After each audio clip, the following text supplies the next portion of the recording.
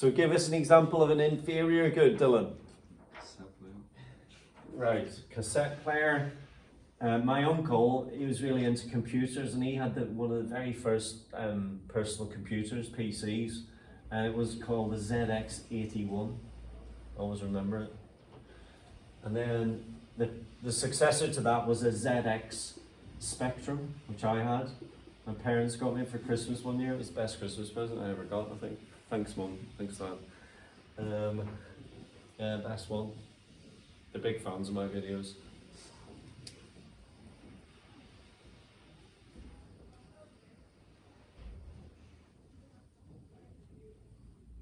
ZX Spectrum, ZX81.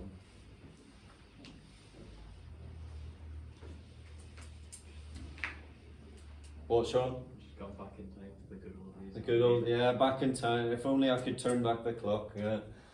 Oh well, ZX Spectrum, ZX81, back to, you know, life was simpler back then. You know, no worries, not caring, you know, when I was your age, not caring the world, you know, just... What? No global pandemic. Yeah, no pandemics, no global warming, no pollution, just bullets and bombs to worry about when I was at school. That was the only danger we had. Right. Okay. Now, what happens to the price? I mean, you could pick these up on eBay, maybe. I don't know. I've never looked. Maybe I should try and get one for old time's sake. You pick these up for quite cheap. Yeah. So the price of these are falling, but demand. So normally, if you had a normally, I always say it's good to be normal. Like me, good to be normal. Think I'm normal, Dylan? Sure. Think I'm a normal sort of bloke? Yeah, thank you.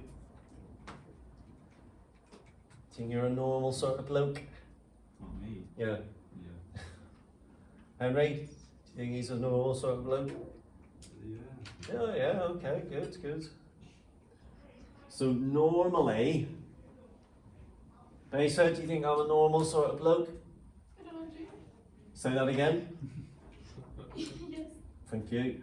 So when the price falls, quantity demand is going up.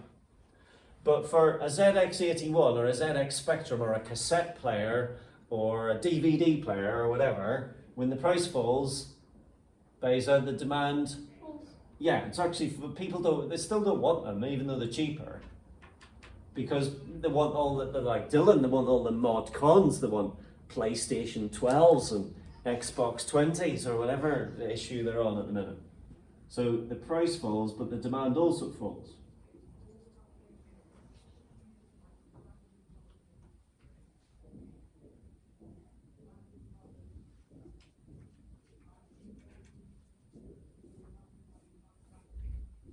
P and QD.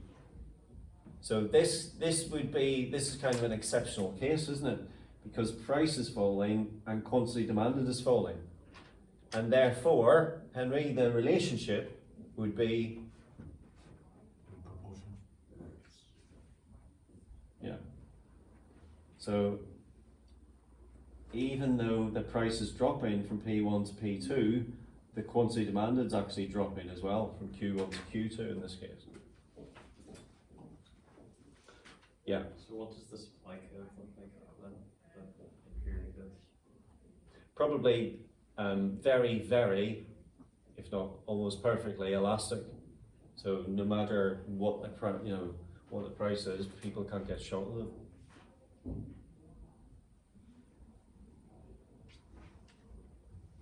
Now, if I said to you, Sir Clive Sinclair, would that mean anything?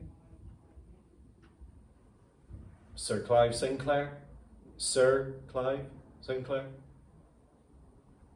Just face with blank faces, ladies and gentlemen, and heads down at the minute. Heads down. Heads down.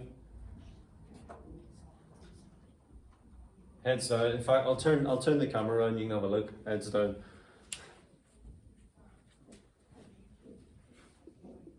Sir Clive Sinclair. Now, Sir Clive Sinclair, this guy, I'm not sure if he's still around. I think he is, possibly. You know, it's all right, Sean. We don't need to. I was just sent to my year 13's last lesson. I said, "You've got it so easy." I said, when I was at school and I wanted to know something, a fact, I went to a place called the library, and I got books out, and I had to research things. And when I was at university, and I needed to research my what's that thing called that you do, and dissertation, I had to go to the library and troll through books and newspaper articles, you name it. Took days. Now you just go click, click, click. You never had it so good. Youth of today. Right. Sir Clive Sinclair, he's responsible for these things because it was actually called the Sinclair ZX Spectrum. But he was ahead of his time, this guy, massively. He's an entrepreneur. And he also invented, so I remember going in this because the guy who lived at the back of my parents had one. And one what, you're thinking, I'll tell you in a minute. Sir Clive Sinclair is massively ahead of his time. He invented a battery-powered little car. So, not a go-kart, but more, it was like a, I don't know how you would describe it, but it wasn't as big as a car, obviously. But I remember my neighbour had one, and I remember having a test ride in it. I was about 10 or something. Massively ahead of his time, he was. Sir Clive Sinclair, entrepreneur. Right, okay, we digress. Now, most textbooks don't actually explain inferior goods in terms of what's happening to price. They would generally explain it in terms of what's happening to your income. Base, are you awake? So, Base, what would you say to describe an inferior good but relating it to income? So you'd say as income rises, what would happen to the quantity demanded? To illustrate the same sort of thing. As income rises, Demand will fall. the quantity demanded falls. Yeah.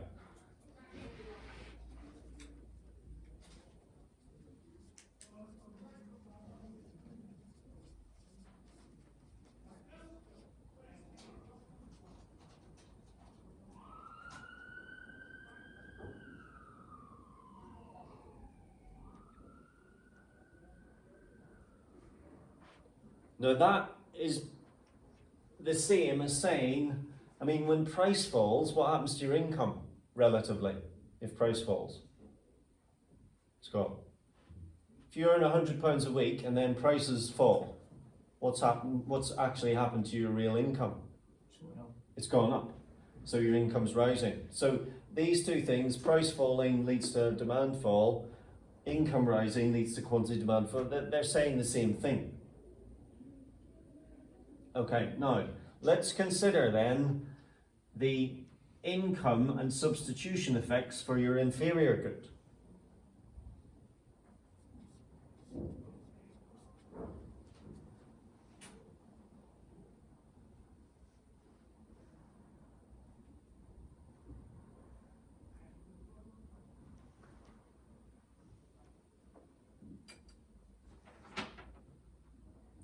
And you're thinking of this particular diagram here, obviously.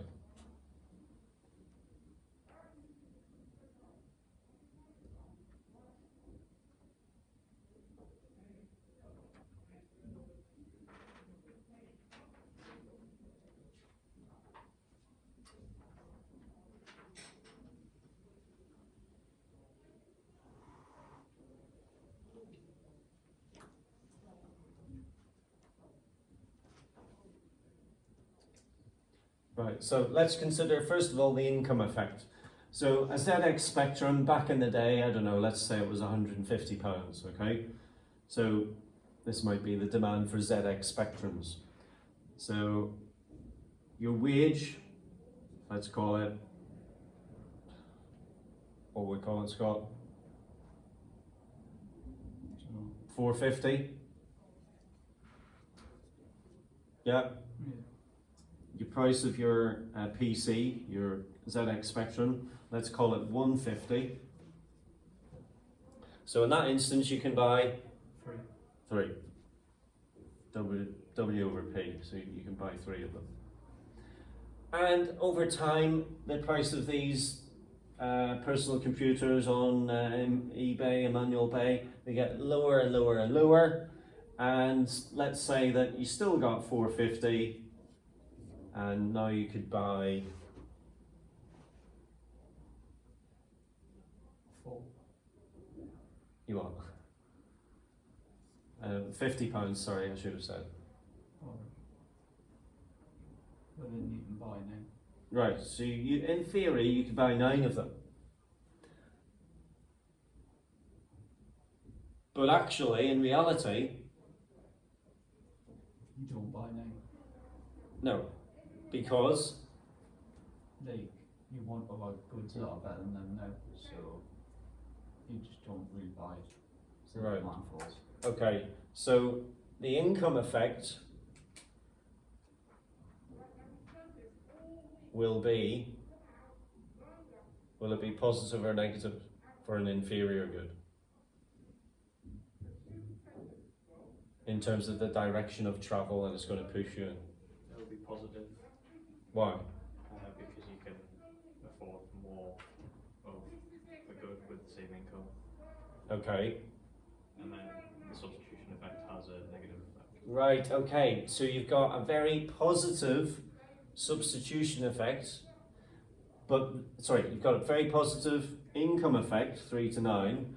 So if you're buying less of it, it must mean The substitution effect's got a bigger impact. is massive. Yeah, it must mean that the substitution effect is enormous and pushing you out away from this good.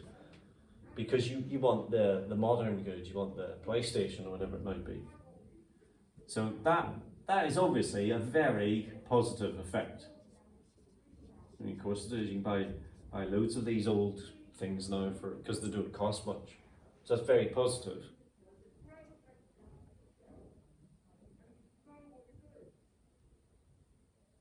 But without going through the whole example again, we can just say, because people will buy less of it, they won't actually buy 3, they might buy 2 or 1 or 0.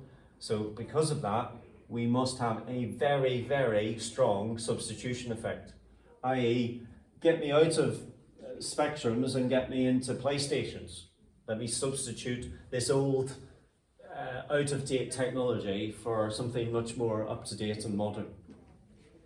So you've got a very strong substitution effect.